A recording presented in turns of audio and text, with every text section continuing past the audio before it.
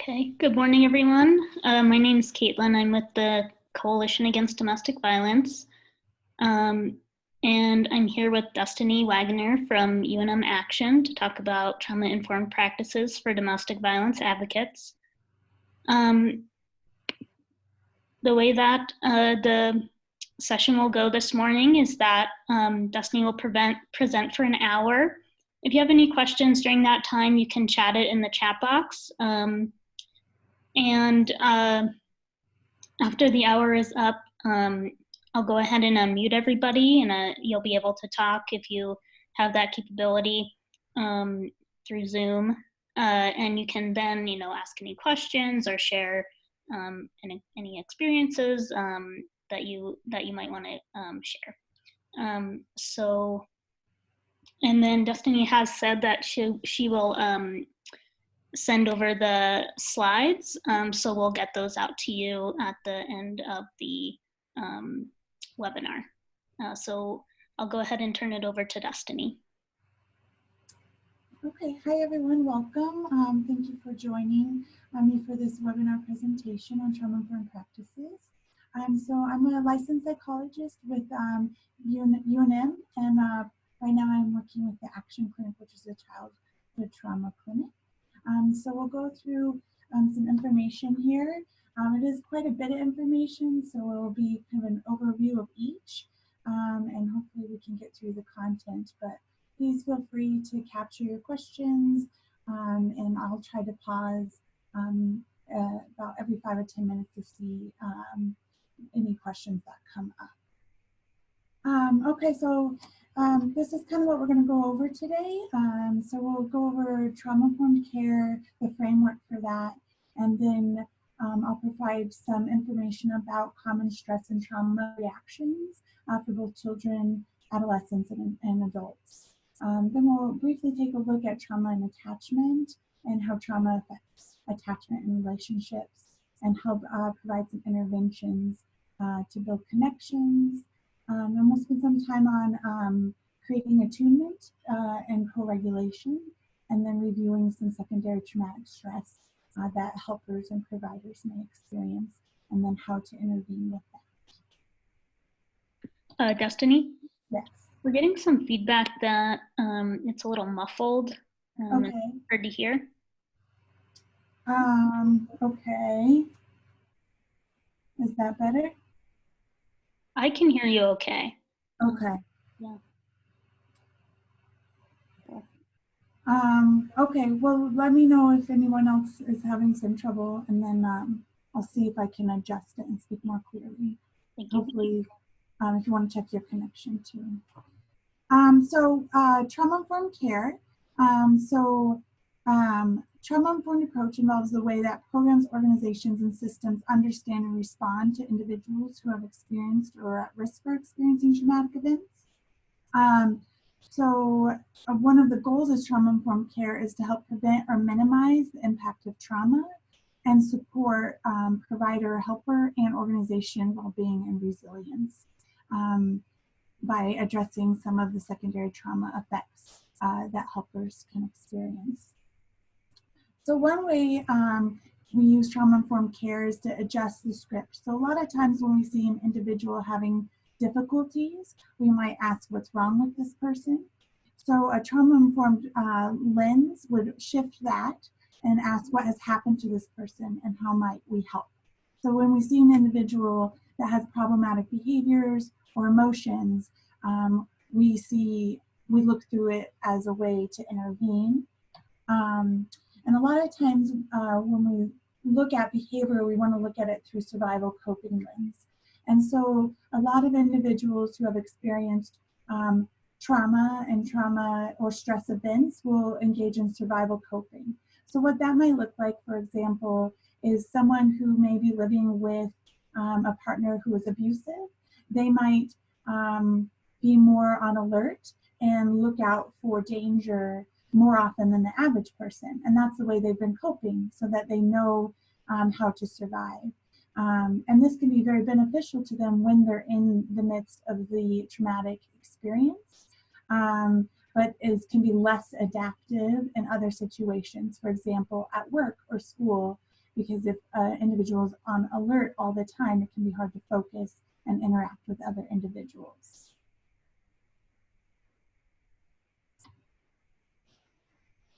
So SAMHSA, the Substance Abuse and Mental Health Services Administration, created a framework for trauma-informed approach. And that framework includes 4 basic elements. So helping people understand the impact and possibilities to healing. So realizing that trauma exists, the impact of trauma is real. And then next is to recognize how to identify signs and trauma symptoms. And then to respond by utilizing trauma-informed practices, evidence-based interventions, and those types of things.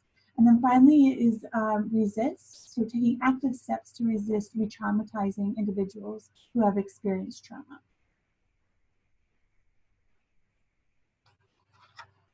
There's 6 main principles related to the trauma-informed approach.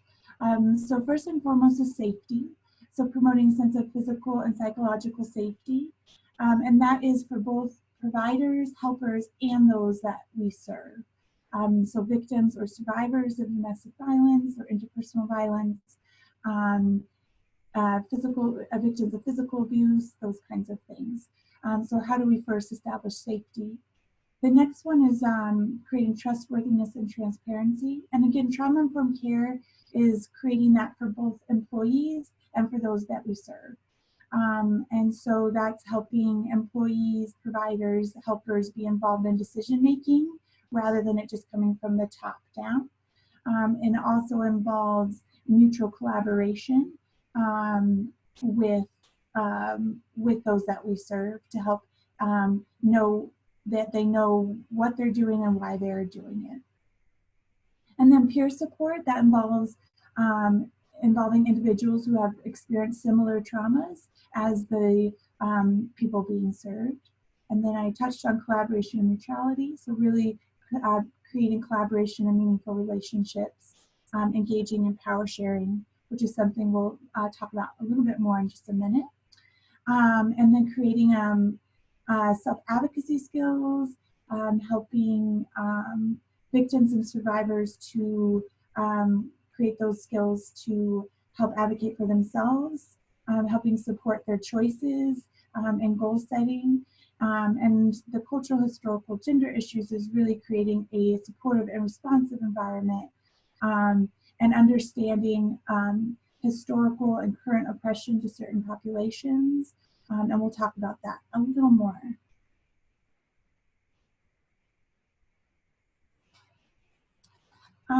So there was a particular study done on how to provide trauma-informed, culturally specific services to people who have been victims or survivors of interpersonal violence.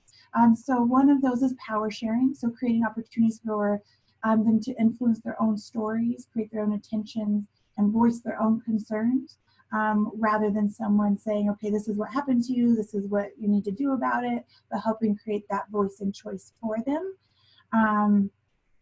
And part of this also is being really aware as a provider and a helper of your own levels of power and privilege, your own possible trauma histories and trauma experiences, to reflect on those, to avoid creating any kind of relationships that aren't rooted in equity and equality. And then providing authentic survivor advocate relationships, so being flexible in those relationships and offering consistent responses. And then creating individualized services that target the specific needs of the individual and family, improving safety, helping them access internal and external resources, such as housing, job needs, school needs, therapy, if that's something that they need. And then the final element there is the systems advocacy, so helping improve opportunities and access and affecting policy and changes. And cultural elements of trauma-informed care are really important, and considering other types of trauma other than if they come to you for domestic violence or other kinds of violence, that there might be other traumatic or stressful experiences that are happening. For example, do they have undocumented status? Have they experienced racial trauma or historical trauma, and taking those into account, as that can further impact how they interact with systems. So I'll pause for a minute. Is there any questions?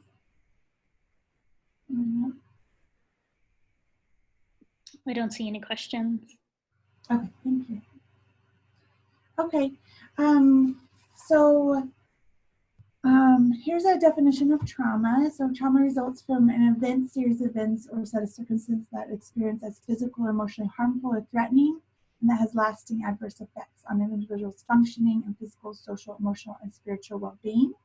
There are different types of trauma. There's acute trauma, so that's going to be like a single intense event that could be experiencing a natural disaster or a single incident shooting. Then you have more chronic traumas, and that could be related to experiencing ongoing abuse or interpersonal violence, domestic violence as well. And there are also traumas like historical trauma, which I touched on, and as well as racial trauma. So you might have certain individuals that have experienced contact with systems or perceptions of systems such as police or law enforcement that further have been traumatic for them.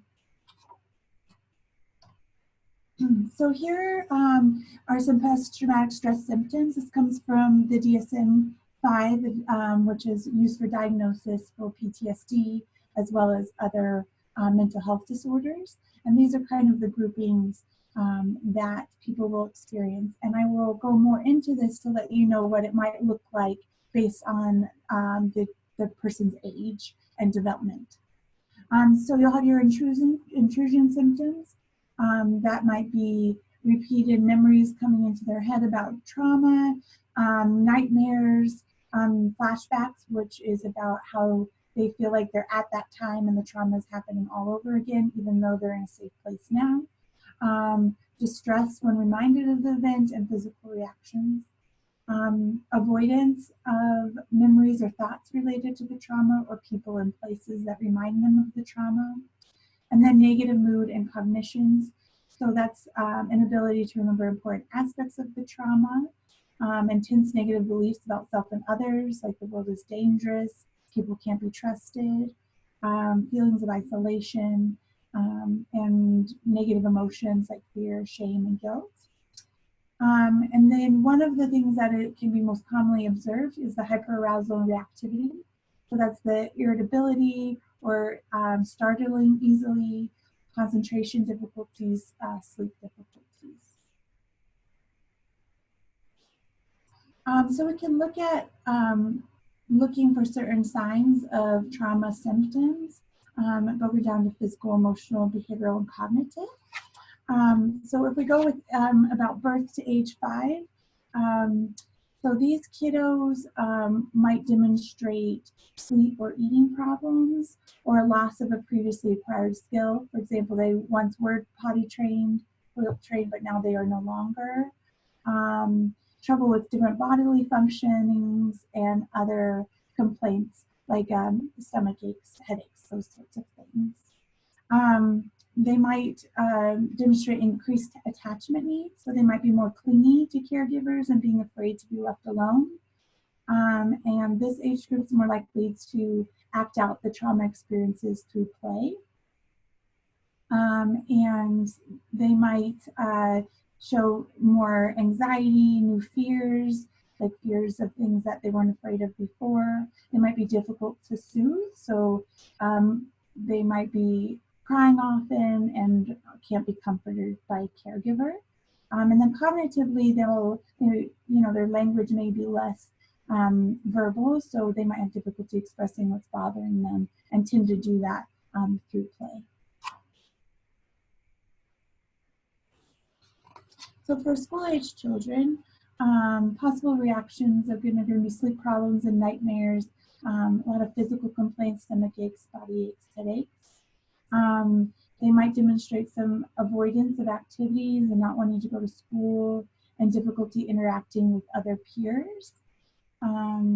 They might demonstrate some withdrawal or emotionally numbing. So that might look like a flatter affect, a flatter face, not showing a lot of expression. They might, again, be difficult to soothe and have intense new fears and anxiety. Cognitively, they might look more, have a lot of concerns about safety and voicing that they're afraid and that people might be watching or people can't be trusted.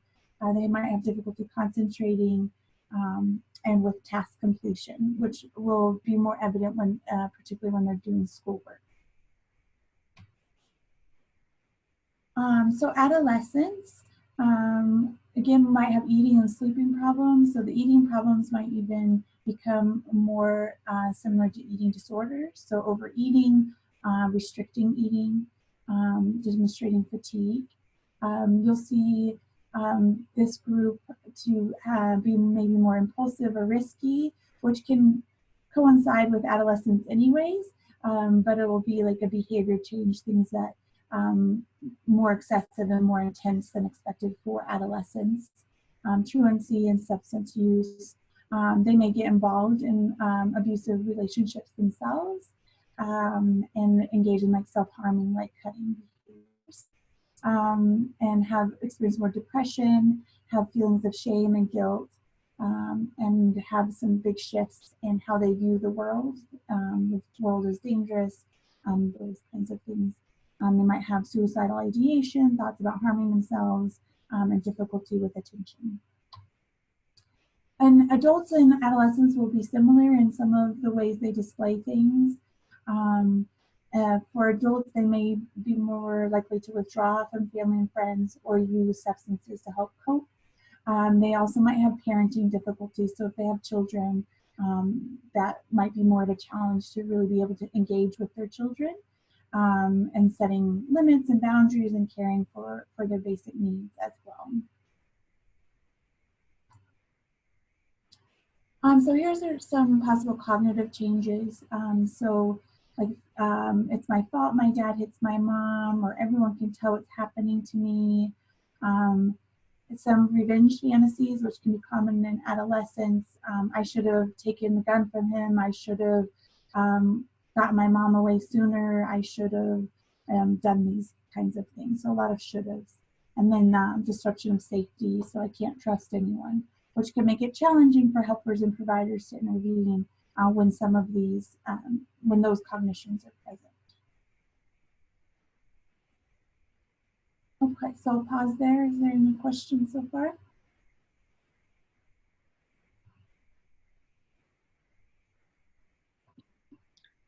I don't see any questions so far. Okay, sounds good.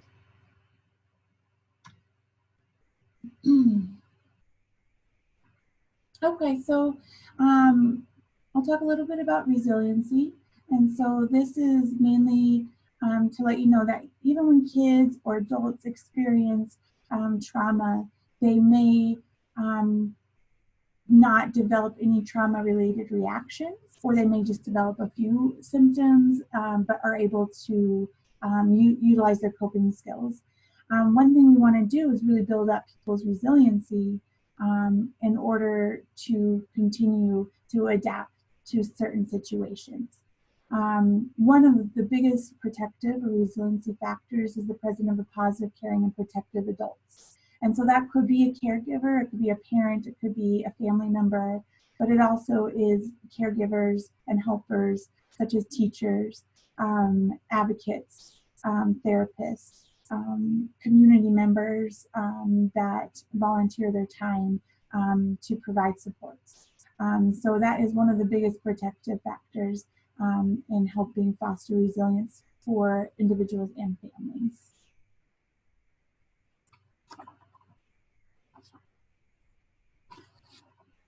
Okay. So I'll move on to talking a little bit about trauma triggers and avoiding re-traumatization of individuals. One second.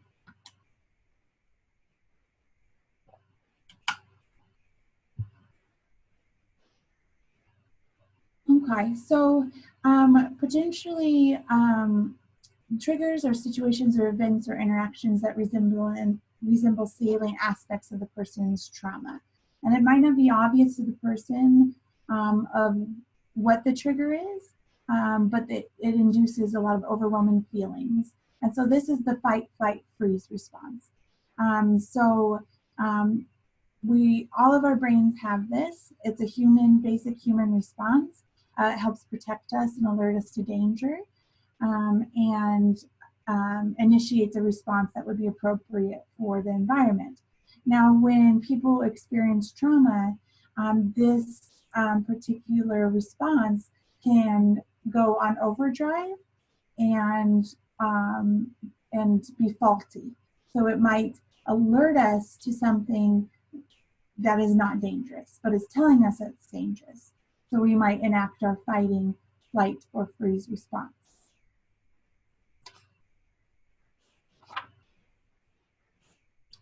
So for fight, this might look like kids or adults become increasing verbal escalation, physical agitation, hostility, hyperactivity, might be demanding.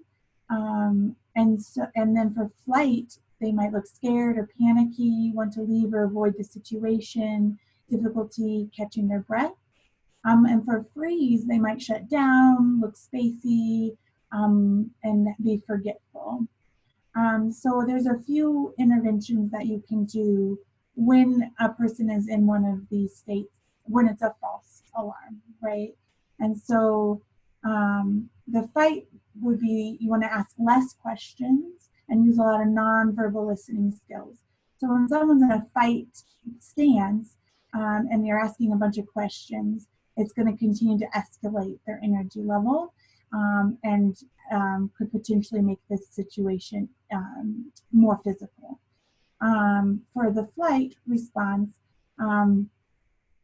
you want to help support their breathing skills, so slowing down their breathing, giving them some reassurance, giving very simple information.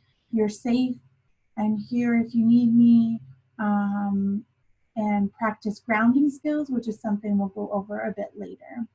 And then freeze again, that's just bringing them back into the moment, bringing them back out of their body and their head back into the present moment with grounding and breathing skills, which I'll go over a few of those at the end.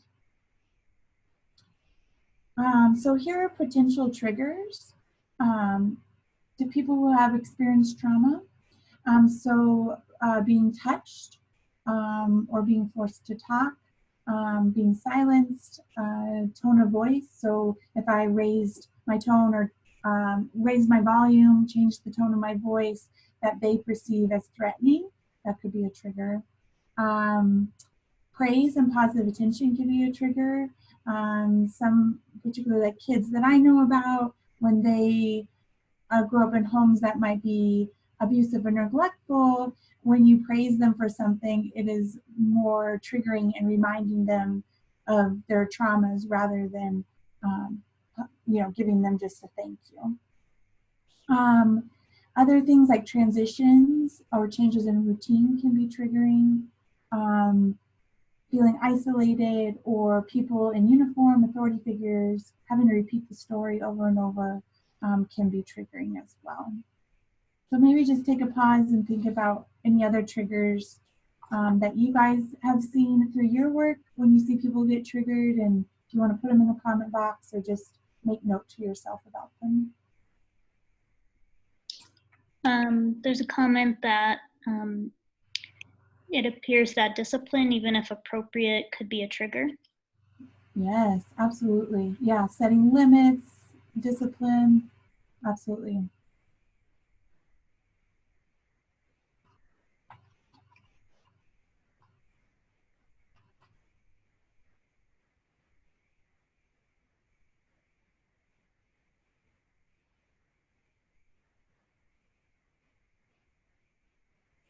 Okay.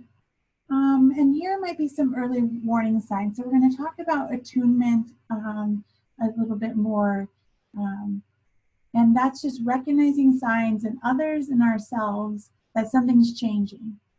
So one of the some of the warning signs to let indicate to us, uh-oh, this person's about to go into the fight, flight, or freeze mode. So that breathing hard or changes of breath, sweating, red-faced, racing heart, clenching your teeth, rocking, bouncing your legs up and down, pacing more and more, sleeping more or less, eating more or less. So these are some early warning signs that we need to intervene and help support this person. And if it's us feeling these things, then we need to intervene and help support ourselves.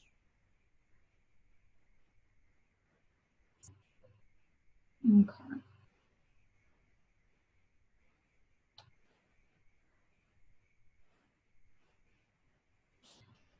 So I'll review attachment and trauma just briefly. So this is kind of the infant attachment cycle. And on the left there, you can see, so the baby has a need, the baby cries, and then the caregiver meets the need, and then trust is developed. So for example, the baby cries because they need their diaper changed, the caregiver changes their diaper, and now the child knows, okay, I can trust this person because when I let them know I need something, they come and help me. Now on the other side, on the right side here, if the baby has a need and the baby cries, so for example, they have the wet diaper, but the caregiver doesn't come and change the diaper for whatever reason, then the kiddo is likely to feel less trust in that person or less trust in general that their need is going to be met. And so, for example, if this baby is in a home where there's domestic violence, if the kid has a need, but the caregivers are occupied with that violence, then the caregiver is unable to meet the kiddo's need when it needs to be met. And when a baby or a child's needs are not met, and even when an adult's needs are not met, they're going to have more and more difficulty trusting people. And as this child grows up, they might have frequent testing of limits and boundaries. So that might look like opposition or defiance. They also might be more excessively clingy, especially in the preschool, early child ages, where they have to be near the caregiver all the time. On the other side, they might be engaged in a lot of rejecting behaviors, and they reject the caregiver's affection. You didn't come to me when I needed you, so I don't want you now. And so it can be create kind of a hectic attachment to the caregiver.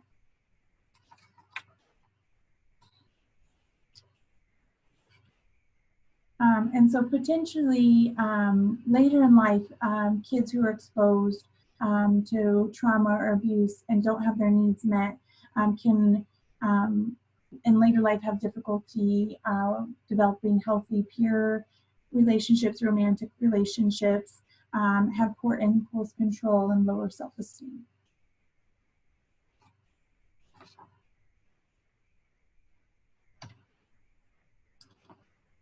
So one of the roles that I'm sure many of you guys have is building safety and trust with the people that you're helping and that you're advocating for. And when it comes to if it's a child that's grown up in a violent home or an adult who has been in a violent relationship, it is a tall task to build safety and trust for that person.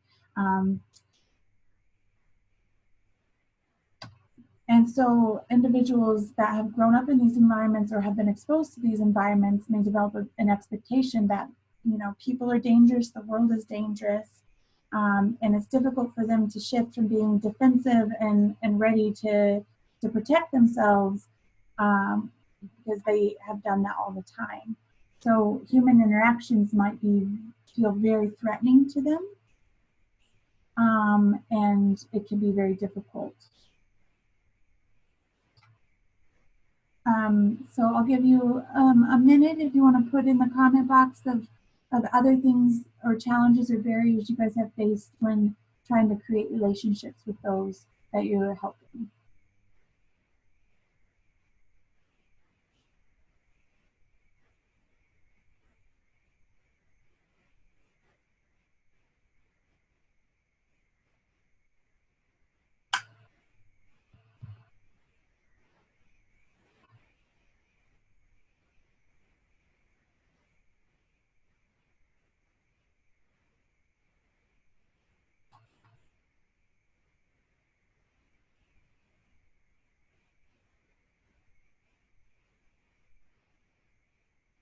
Okay. Well, Can you all chat something, some challenges that you've faced when trying to develop relationships?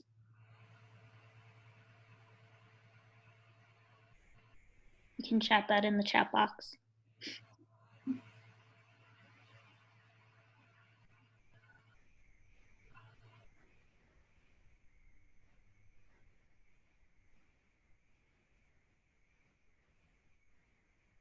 okay. Well, if you guys want to put that in there, that would be great. And then I'll just keep moving along.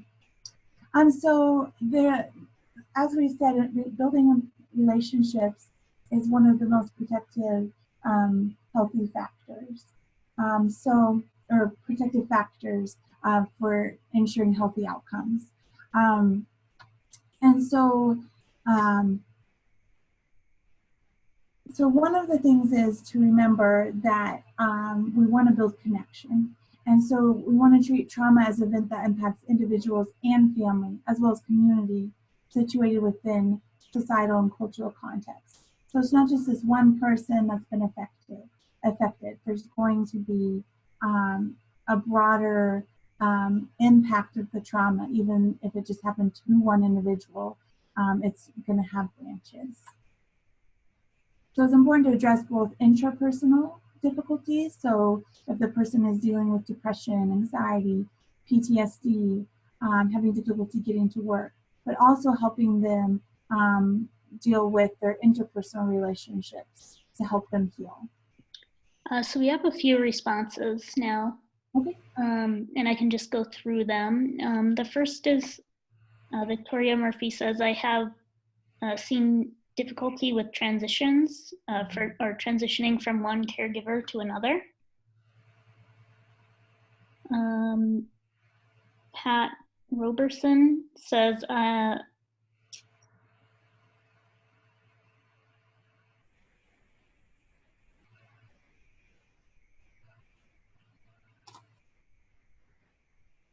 not sure I completely understand this comment. It says, like, quote, difficult to shift from defensive reactions when feeling unsafe, not particularly unsafe, but find it's difficult to deal with when crabby coworker. Not sure. Okay. Yeah, so, maybe like.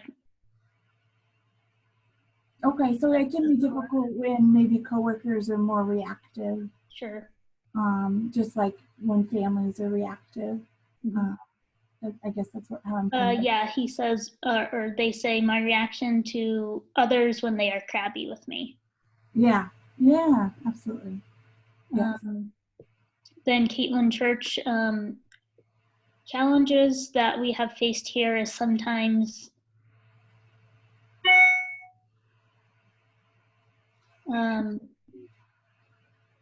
we see what we've been through reflected in the client's story. Some of the situations hit too close to home and we have to build boundaries.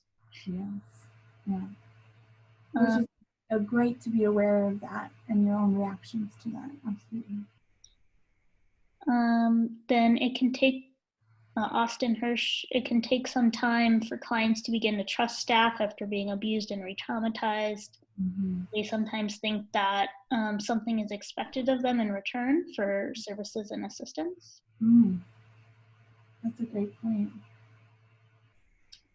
And then Letitia Cunningham says, when accepting domestic violence orders of protection, some individuals require a softer tone of voice, slower speech is required, and lower register and technical wording. Mm-hmm. That's a great point about the jargon that we all have in our professions, helping us to make it more understandable. Yeah. And then Victoria Murphy says again, in dealing with youth, the challenge is getting the youth to recognize what they are feeling and why in order to identify the possible trigger. Yeah. Yeah, the helping youth develop insight can be quite challenging. Well, thank you for sharing that. I appreciate it. So one of the ways to promote connection to help foster these relationships is providing psychoeducation to families. So helping them understand common trauma reactions and stress reactions, even providing some information about statistics and how they're not, other people have experienced these experiences and have healed from these experiences and have had the support of others. And this helps normalize experiences and increase understanding of how they may have been impacted and how things are going to be changing and be difficult. One of the important things too is to help to reduce avoidance. If you remember at the beginning when I talked about some of the behavioral reactions to trauma is to avoid things. And we want to support them and helping them feel more connected. So connecting them to community supports, community members, peer supports, and things like that, and encourage their help-seeking behaviors, right? And let them know that they can share when they are ready, but that when they're ready, that someone's there for them to share. Another important thing, especially if you're working with youth or family or individuals with parents with children, is to do school communication. And that's not necessarily communicating with the school about everything that the family is experiencing, but helping them get connected with the kid, help them maybe identify some potential resources or accommodations the kid might have, especially if they're having trouble with work completion or peer interaction. So helping them establish with a healthy adult at the school can be really helpful. Again, helping them reconstruct their social and cultural networks. Again, there might be a tendency to pull away. If you have maybe a mother who was experiencing violence at home and left with her 2 kids, she might feel all sorts of feelings, like embarrassment and want to disconnect with people that might know what she's going through. So we really want to help them reconnect with those resources. And then providing simple and realistic answers to questions is also very important. And avoiding a lot of trauma details, particularly around kids, is important unless the kid is wanting to share and talk about it, is good. And then establishing and fostering consistent routines.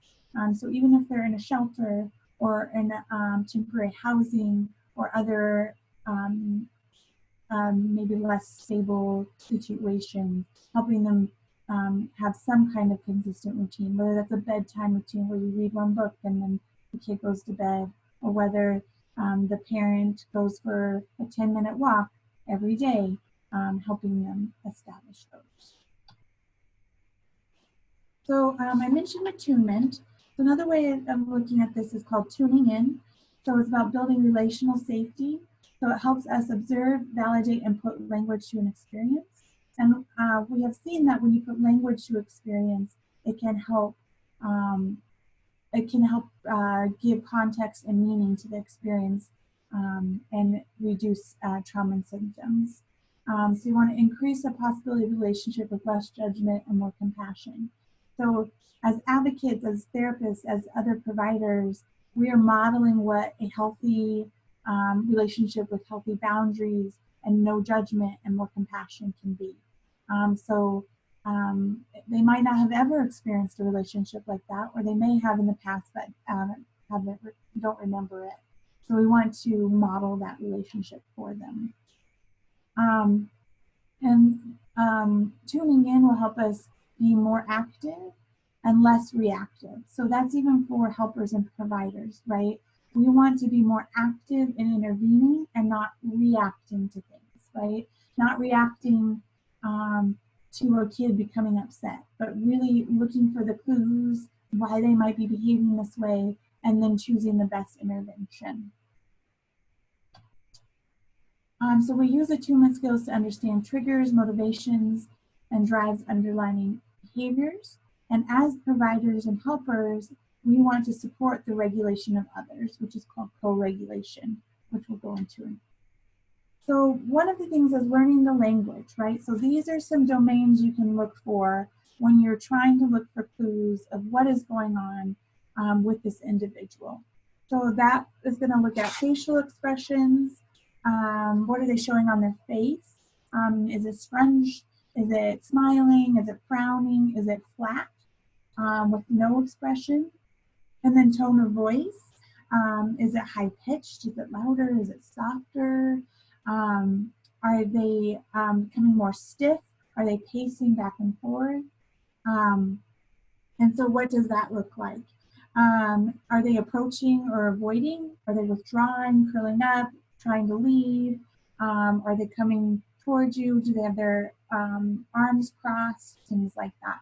And then affect modulation capacity. So this is the ability to self-regulate, okay? So when becoming upset, does it look like they're starting to be able to calm down? Is there a caregiver or another adult helping this adult calm down, or are they having a hard time? And then any mood changes, quick mood changes, reactivity. And these are good things for us to look out as well as helpers to be aware of our own changes. Because when we are with somebody and we're talking about really difficult material, high stress situations, that affects us. And so we also need to pay attention to changes in our speech, in our face, our modulation capacity. Are we getting really tense and having high energy and we're not sure what to do? Those are also good things to tune into your own as well.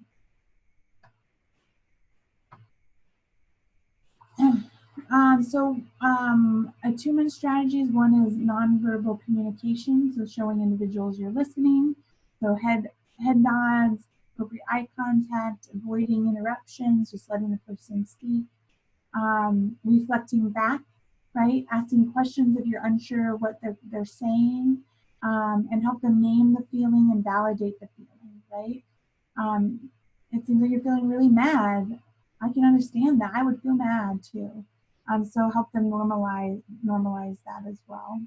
And just accept the feelings, sit with the feelings, which can be really hard, instead of immediately jumping into problem solving mode. Offer reassurance and advice, and alternate perceptions after validating the situation, and then you can go into helping them kind of get the resources they need. Again, give simple, realistic answers to questions, and clarify any misconceptions for them. So some of the co-regulation, again, would be tune into the energy, right? So if you think of like a feelings like a thermometer, and your temperature can go up and down, just notice, okay, am I way up? Am I just right? And then, am I really low and sluggish, right? So checking in with yourself and your energy throughout the day, when you're in an interaction with a client, and what does that look like? And then helping, because if you're going up, the other person might be going up. So it's a good indication of, okay, we need to do something. And we can ask ourselves, does this person energy need to go up, go down? And I'll tell a little more about how we can help with that. And you can reflect for them. I see you're starting to pace back and forth and you're breathing harder. Let's see if we can bring our energy down a little bit. Let's see if we can calm down. And you don't have to use the word energy, whatever seems to flow for you. But it's helping reflect for them. Okay, I'm noticing you're coming up a little bit. Let's see what we can do. Or you're having trouble focusing. Let's see if we can get our energy up. Do you want to go for a walk? So prompt use of skills like deep breathing, muscle tension relaxation, and I'll show you guys a few of those hopefully at the end. And then when everyone's calm, invite open communication for discussion. Okay. Okay, thank you for sticking with me. So we're gonna move into managing compassion fatigue and secondary trauma. So this is a visual that some of you may have heard, right? That if you've ever been on an airplane, you're supposed to put on your oxygen mask before you can before you help others put on theirs. So we must first care for ourselves before we prepare to care for others. So secondary traumatic stress can also be known as compassion fatigue.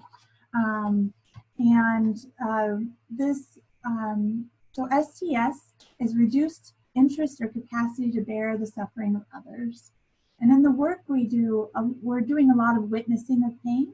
And some people who are doing this work have also experienced trauma themselves. And so they are balancing these two things. And it can be very stressful, depleting, and so we have to make sure that we're filling up our resources more than we're depleting them to really help us engage empathically with our clients. So indirect exposure to traumatic material, so us hearing about trauma stories or removing kids from a home, so witnessing that trauma, all those kinds of things can look a lot like post-traumatic stress symptoms. So re-experiencing the client's trauma, preoccupation with the story, can't get it out of our head, avoidance of the client, like I don't really want to see this person today, increased anxiety, and things like that. So it's really important to remember, and I'll show you a little bit more about that. So again, trauma it can impact everyone that is involved in caring for the person or persons or family or system that is impacted by trauma. So we have to be aware of our parallel processes. So I talked a little bit about how when we modulate our emotions and regulate, sometimes when we're with a high anxious person, our own anxiety will come up, which is only natural, but we just have to be aware of it so we know how to bring it back down. So survivors or victims may feel unsafe, angry, aggressive, helpless, confused, overwhelmed, and then providers may feel similar feelings, overwhelmed, confused, unsafe, and things like that. So being aware that there's a process that can be back and forth. So here are some warning signs to secondary traumatic stress. Feelings of helplessness and hopelessness, guilt, minimizing, inability to listen. One of these is dissociations, which we haven't talked a lot about, but one of that is basically kind of not feeling in the present moment or rooted in our bodies. So sometimes feeling like we're in a fog or kind of feeling like we're not ourselves.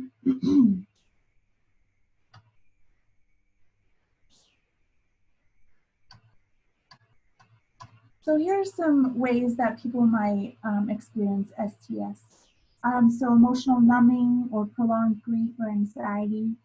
Physical indicators, so increased fatigue, headaches, stomach aches. Personal indicators, so withdrawal, social isolation, being more irritable with our family and friends. And workplace, avoiding certain clients, missed appointments, tardiness, lack of motivation, waking up on Monday and be like, I don't want to go to work today. Can be a sign of burnout, but may be a warning sign for secondary traumatic stress. So I'm going to go through the burnout a little quickly because I want to be able to leave time for a few interventions. But you'll have this slide that I'll send out. So burnout is different from STS, but it can be an indicator of a warning sign for STS. But burnout is more, doesn't necessarily have to be related to listening to trauma, it's just work burnout in general can happen. So I'll let you guys review that on your own. So here are some risk factors for STS. So lack of awareness about your own trauma map or our own adverse or traumatic experiences we have experienced in our own lives. Providers who are new to trauma work or just beginning out may be at higher risk. Kind of keeping things to ourselves rather than releasing our emotional responses and reactions. a tendency to overextend ourselves, or failure to disengage from work, the lack of boundary setting are big risk factors. And then tendency towards negative coping skills, so overworking, isolating ourselves. Okay, I apologize, I'm moving kind of quickly. So here is a book, it's called Trauma Stewardship, an everyday guide to caring for self while caring for others. I highly recommend this book. It is has a wide range of helpers that are in this book, from domestic violence advocates to court advocates to emergency service personnel to therapists, psychologists, etc. And so I recommend it. It has some psychoeducation about what STS is, and then how to intervene. So trauma stewardship. So that's the daily practice of individuals, organizations, communities that tend to the adversity, pain, trauma experienced by humans, living beings, and the environment. And so part of trauma stewardship in this book is to help you find ways to care for yourself. So cultivating how can I care for myself while caring for others, and increase the capability to work for change ethically and with integrity. So in the book, it talks about the 5 directions, and it's a daily practice of centering ourselves. And so there's north, east, south, west here. And then north is about creating space for inquiry. So it's asking, why am I doing what I'm doing? What is my purpose? And is this working for me? And it can be a simple thing. Is this job working for me? Is this interaction with this coworker working for me? Is the way that I am managing my time at work working for me? The one on the east there is choosing our focus. So in high stress jobs, there could be potentially a lot to focus on, right? But we can't focus on more than one thing usually, and do it well. So where am I putting my focus? Am I putting my focus on something that is manageable and that it is achievable? Or am I putting my focus on something that is going to burn me out? The book also talks about what your plan B is. So that could be your plan B for career. It could also be your plan B for the day, or for the way you're going about your business. Excuse me. And then you have practicing compassion and creating a healthy culture. So again, how am I understanding and within the community that I'm working? And am I showing compassion, or am I showing judgment for them? And how, as an organization, are we creating a healthy culture for those that work there? Are we making people feel bad for taking a day off, or taking a 30-minute lunch break? Or are we supporting these healthy choices? And then on the west is finding balance, so expressing gratitude. How am I engaging with my life outside of work? So that's referring to the boundaries that we're doing, that we create, and expressing gratitude for what we have and how we are able to live. There's a question, is there one of these circles for children that would apply for kids? That's a good question. Not that I know of. This particular circle is mainly for people, for adults who provide trauma services. But if you want to create one that would be useful in your practice, that would be great. You even got me thinking about it now.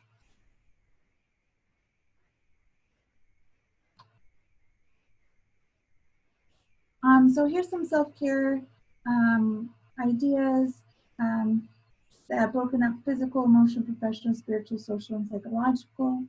So spending a bit of time kind of jotting down what do you do in these domains, and what do you do? And here's take 5, so a 5-minute daily self-awareness break. So that's just stop, pay attention, observe what's going on around you and inside of you, and choose a new way of being and doing. So that's kind of looking at, what am I doing? Is this working for me? What choice can I make? And then incorporating any daily breaks you might think about at work, like a 5-minute or 2-minute stretch break, a 2-minute gratitude moment where you jot down something you're grateful for today. So integrating resilience into your own practice, into your life, and into your profession. Creating a strong social support network and surrounding yourself with supportive people, and kind of eliminating or limiting the ones that are not supportive. Using curiosity and focus on the possibilities rather than things you can't accomplish. There will always be things we're not able to accomplish, even though they need to be accomplished. So how can I focus on what can be? Connect to my values and purpose.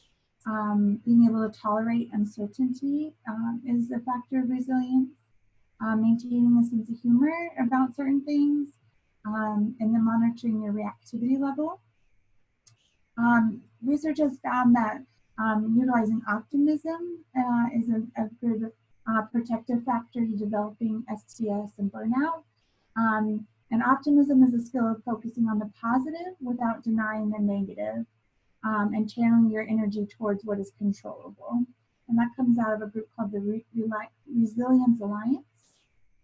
So it's moving from a survival mode, right, being reactive in the workplace, to being more collaborative with both the people you work with and the people you serve, and moving from reactivity to more optimism, self-care, self-awareness, and self-reflection. Okay. I know that was pretty quick, so we'll definitely leave time for questions. Just wanted to give you a few more quick skills for your toolbox. Here's a grounding technique that you can do for yourself or for the people you work with. I use this with both kids and parents that I work with. So it's a grounding technique. So naming 5 things you can see, feel, hear, smell, and taste. Kids get a laugh out of the smell one when you tell them to smell things. I think sometimes I have kiddos carry around a mint or gum in their pocket or a piece of candy. And so when they get to the one thing you can taste, they put that in their mouth and describe what they can taste. Here's a deep breathing exercise. This particular one is called 4-7-8. And it's belly deep breathing, so breathing through the diaphragm, so filling your belly up like a balloon with air for 4 counts, and holding for 7 counts, and then breathing out for 8, nice and slow. This is a breathing cycle to help bring the energy level down and back into balance. And you repeat that 4 times. I do let people know that if you're not used to breathing this way, you can get a little dizzy at first. And so you have to keep practicing, so make sure you're seated in a comfortable position. This is lazy 8 breathing, one I do with younger kids. And so you put your finger in the middle on the star there, and then you breathe in, out. So kids like that, it's a visual. I also sometimes kids will do it on their hand and make the 8 figure on their hand while they're breathing in and out. Here's a progressive muscle relaxation script. And this does well for like adolescents, adults. It kind of walks you through scrunching different parts of your muscles and tensing them and then relaxing them. These are cards that I made for young kids. These work really well with like preschool to age about 7-ish. And it's also relaxation skills, but it's more like talking about animals. So like the spaghetti one is you want to move nice and loose like spaghetti, and then you want to be as tight as uncooked spaghetti. So different ones like that. Okay, we did it. I'm sorry I felt a little fast at the end. I apologize if that was too fast. But please feel free to ask some questions now, and I'd be happy to spend time going back with anything that you would like. I'll go ahead and unmute everybody. That way, if you have any questions, you should be able to talk if you have a microphone. This will just take a minute.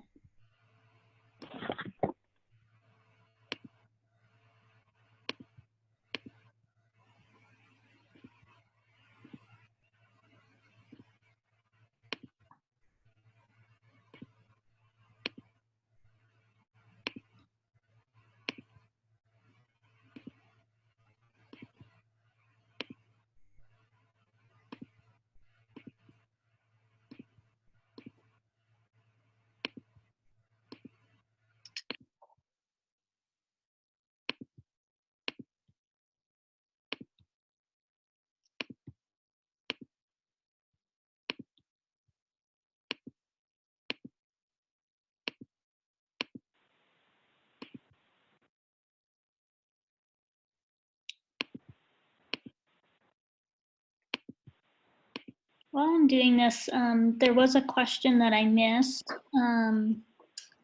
Regarding co-regulation, what can I do if a client is too low energy? Sometimes I get responses like, I don't know, in response to invitations to communicate, and the client seems really uninvested. Yeah, that's a great question. Depending on the clients, if they're adult or kiddo, I think movement seems to help. So a kiddo, when I get a lot of I don't knows, I throw a ball back and forth with them. And they ask me a question, I ask them a question. I think for more adolescent adults, you know, a couple of things is recognizing what kinds of questions you're asking them. Are they open-ended or closed-ended? And sometimes if you're asking open-ended questions, which is awesome, it can be overwhelming for them.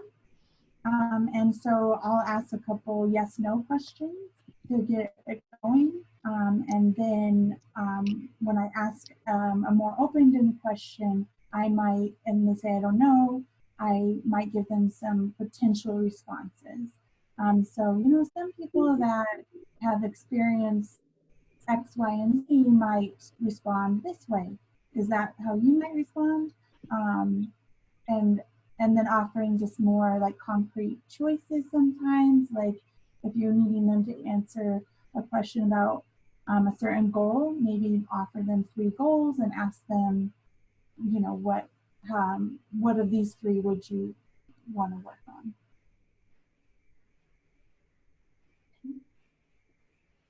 And then can you think of a way that this could be used on the telephone when dealing with DV victims that are under duress? The regulation part? I'm not sure what that is, what she was referring to. Okay.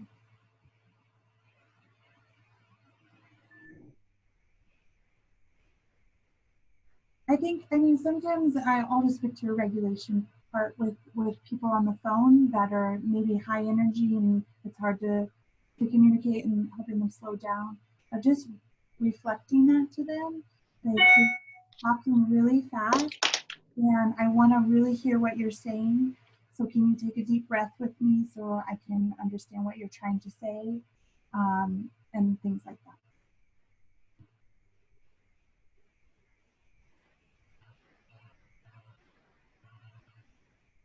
Would we be able to get the name of the author for the book Trauma Stewardship? Yes, it is. I always say her name wrong. So it is Laura Vandernoot. And so I'll send out these slides and it's the first one on this resource slide. Thank you. You're welcome.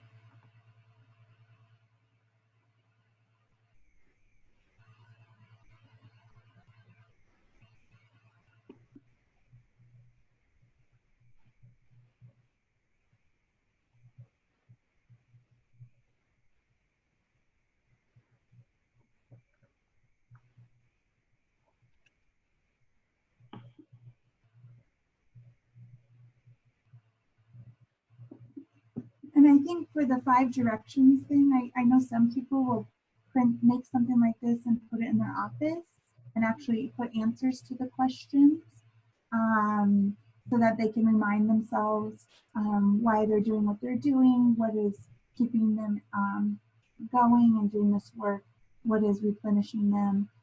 Sometimes taking a few minutes at the end of the day and like, okay, did I maintain my boundaries I wanted to today? How can I do better tomorrow? That's one way this kind of thing can work. And there's a couple of different variations of this on the internet that have different ways of interpreting this wheel. Is this wheel available? Like, can somebody Google this and be able to print it? Yeah, so I made this one particularly, but I believe there is one, and I can I'll send that out as well with the slides.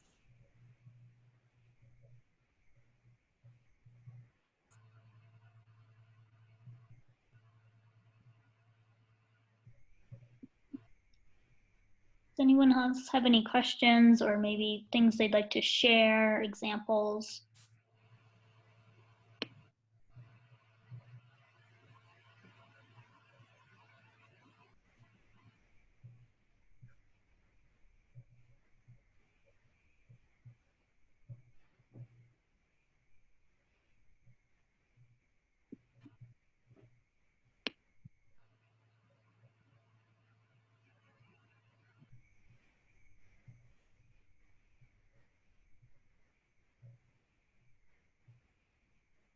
Okay, seems okay. Thank you. Yeah, I mean, I would be curious kind of how you all are utilizing some of these practices already and where you think that there needs to be additional support.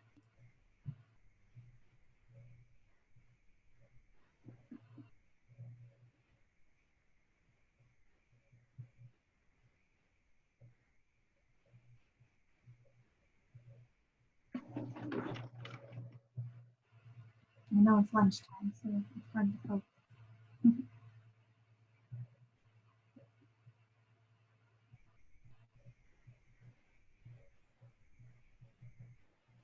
Is anyone using trauma-informed practices already?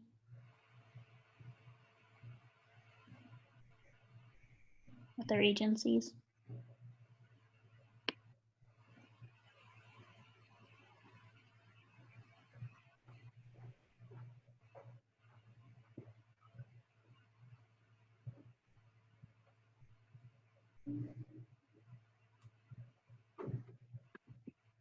Austin says at COPE, some of us have read this book and we're also trained in the sanctuary model. Oh, good.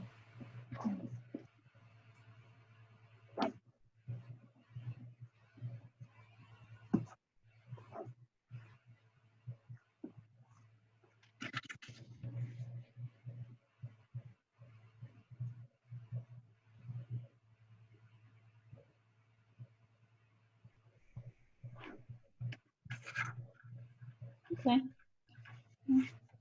Well, I appreciate everybody joining today, and feel free to reach out to me. I can send you my contact info, and just I appreciate all the work you guys do for your communities, and I wish you all the best. Thank you. Thanks so much for joining us today to talk about trauma-informed practices. So we will send out the slides later along with an evaluation and a certificate. Again, if you have any follow-up questions, just let us know or note them on the evaluation. I think that's it. We do have this recorded, so if you need it, I think some people have commented they got on late, so we can get that out to you if you need it. Okay. All right. Thank you. Thank you. Thank you. Thank you, everyone. Bye. Bye.